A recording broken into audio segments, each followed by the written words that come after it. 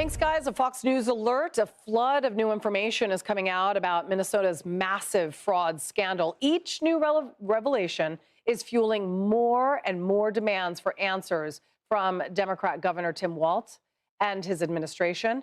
The FBI saying it's massing resources to get those answers.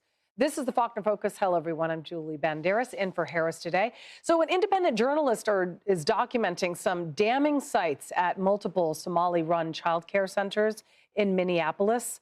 The videos are shocking. They show misspelled signs, boarded up windows, locked doors at no children at the centers that reportedly received millions of dollars in state and federal funding. That journalist is now speaking out about his findings. Watch. I've known about the fraud taking place for a long time. Minnesotans have been telling me for a long time about the Somali fraud that is taking place. And with his help, we were able to crack over $110 million in fraud in one day. And that's just the tip. When people say it's the tip of the iceberg, it really is, because there's billions of fraud inside the state of Minnesota right now. A kindergartner could figure out that there's fraud going on. Walz's office pushed back against the videos, saying, quote, the governor has worked for years to crack down on fraud and asked the state legislature for more authority to take aggressive action. He has strengthened oversight, including launching investigations into these specific facilities, end quote. House Majority Whip and Minnesota Republican Tom Emmer with this. If what they're saying is real and can be documented, and what they're saying is they told Tim Walz about the fraud when it was happening, and he not only ignored them, he retaliated against him. I'm telling you, Molly, if that's accurate and it can be proven, Tim Walz needs to be held accountable. Everybody in his administration needs to be held accountable. It's time that we find answers to all these questions and hold everybody accountable. Congressman Chip Roy is coming up, but first, Garrett Tenney has more on this mess. Hi, Garrett. Hey, Julie. One of the most surprising things about this new alleged fraud in the child care space in Minneapolis is that it really isn't new at all. There have been reports about this very thing happening since even before Tim Walz took office, and it appears that it has largely been allowed to continue without much interruption. One example of a child care business that is now under the microscope is Quality Learning Center, or Leering Center, as the sign says. The business is licensed for 99 children, from infants to toddlers, but the business hours are from 2 p.m. to 10 p.m. Over the past 3 years, it has been cited for more than 120 violations for all kinds of things, including for not having proper documentation for all of the kids there. Despite that, the local ABC station reported back in January that the business has still been able to receive nearly $8 million in federal tax money since 2019. We've also confirmed that the owners took out more than $200,000 in PPP loans during the pandemic that were completely forgiven. Nick Shirley says there were similar red flags at some of the other child care centers that he tried to visit in the Twin Cities. But it's so obvious. If you're living in Minnesota, you have to raise your eyebrows and think, what's going on? Literally, if you drive around Minnesota, around Minneapolis, you'll see daycare centers, autism centers. You will then see transportation companies that have snow piled up as if they haven't moved in months. After Shirley's videos went viral, FBI Director Kash Patel posted that the Bureau is all over this, saying fraud that steals from taxpayers and robs vulnerable children will remain a top FBI priority in Minnesota and nationwide. The FBI believes this is just the tip of a very large iceberg. We will continue to follow the money and protect children, and this investigation very much remains ongoing. While Governor Tim Walz and other state officials are now claiming that they are taking steps to investigate and to keep this from happening again, remember, these claims of fraud in child care centers are not new. In fact, all the way back in 2018, as Walz was making his first run for governor, sources in the Somali community told our local station, KMSP, that it was an open secret that starting a daycare center and billing the federal government for it was like getting a license to make money. Julie? Garrett Tenney, thank you.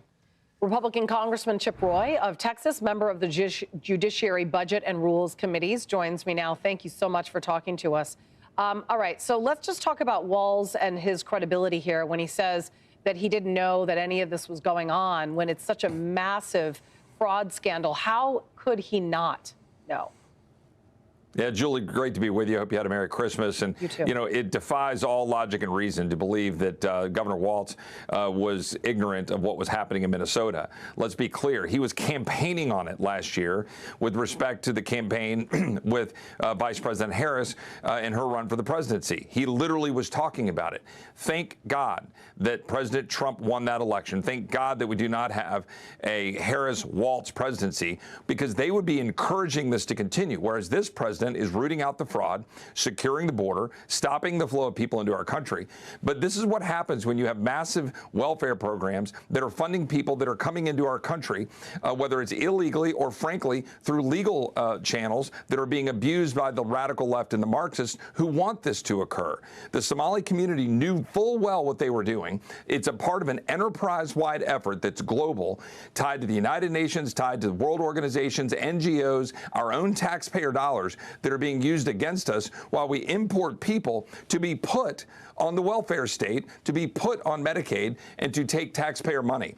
It's fraud that has to be stopped, and people need to be removed, deported, denaturalized, and sent back to Somalia. I just want to know, how are they going to recoup that money? I mean, is that what Walz is now going to concentrate on? Because he says that investigations are ongoing in these centers, but where's the money? And why should taxpayers have to foot the bill? Who's going to end up paying the government back? Or is it going to be the responsibility of Congress, of taxpayers?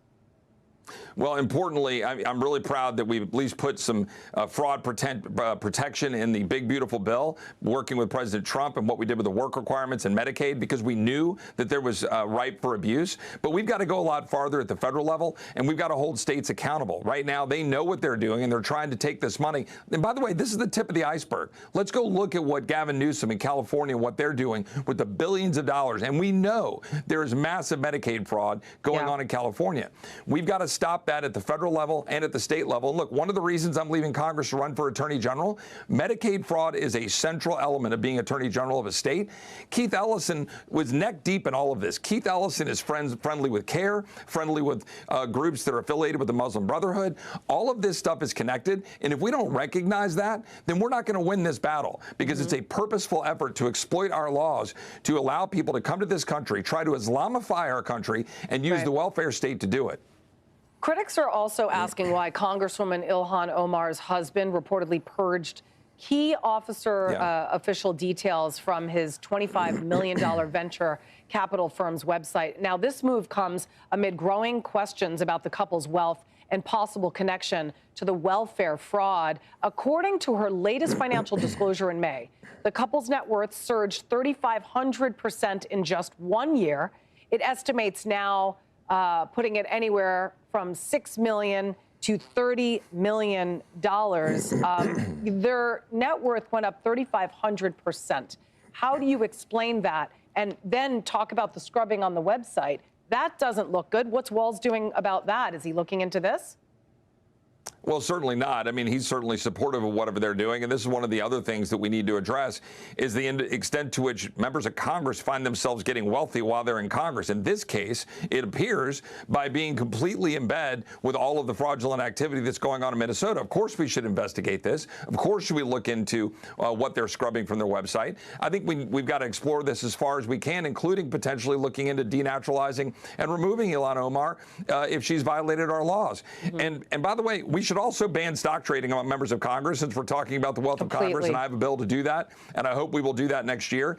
Mike Johnson, the Speaker, is working with us to do that. We have got to stop all of this flow of dollars that is corrupting our system, empower the American people to do what they do best, and we've got to pause immigration. I introduced a bill to pause immigration because we've got to stop this massive abuse of our system, using H-1Bs, using diversity visas. President Trump is exactly right to have frozen the diversity visas, to have stopped that, to freeze the flow from countries of concern. Remember that in 1920, when we had a high percentage of people that were foreign-born, we froze immigration for 40 years. And our country vanquished, the Nazis in Germany, freed the world. We did great things in those 40 years. We can do it again. That's why I introduced legislation to pause immigration. The president's right to do that, and I'm supporting him in that effort.